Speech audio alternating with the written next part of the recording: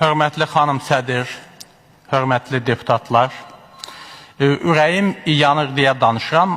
Bir sıra istisnalar olmaqla sahə göstərilsin ki, rüşvət, özbaşınalıq və libasını dəyişmiş korrupsiya yoxdur. Desinlər görək, harada büdcə talançılığı yoxdur. Uğurluq edilmir, vəzifələrini isə qanunda yazılan kimi edirlər. Qoy mətbuatda çıxış edib desinlər ki, mən siz deyən kimi deyiləm, əmək haqqımla dolanıram, sərvətim aylıq maaşımla formalaşıb. Qoy mən də öyrənim onu, qoy vətəndaşlar da öyrənsin ki, maaşla məmur necə milyoner olur. 1000, 10 min, 100 min hektarlarla torpaq sahəsinin sahibi necə olur? Meşələri, dənizi necə hasarlayır? Əmək haqqı ilə onlarla, yüzlərlə mülk, zavod, fabrik sahibi olur. Maaşla xaricdə adaları necə alır axı? Bu ölkənin əksəriyyət vətəndaşı bu qədər sərvət istəmir. Hər kəs normal sadəcə yaşayış istəyir. Niyə belə danışıram? Görürəm ki, cənab prezidentin tapşırıqları da xalqı razı salacaq səviyyədə yerinə yetirilmir. Hər çıxışında nə qədər xəbərdarlıq edilir, prezident təyinat edir, amma insanın içini görmək olmur axı.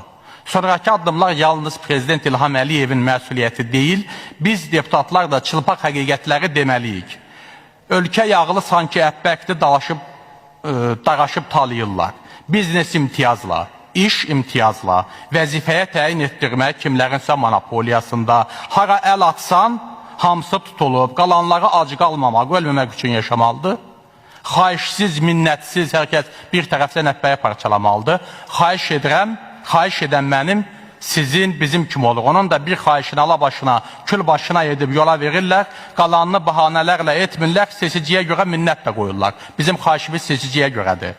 Bu ölkəni talayanların, bu ölkənin varidatını oylayanların, bu ölkədə qeyri-qanuni yollarla varlananların bu dövlətin qurulmasında ya rolu yoxdur, ya azdır.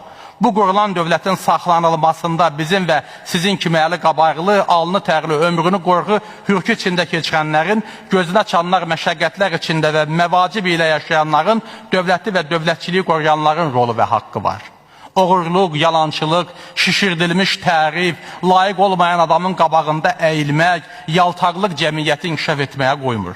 Arxasında güclü məmur əli olmayan bir çox müəssisələr normal işləyə bilmir, yaxud bağlanır.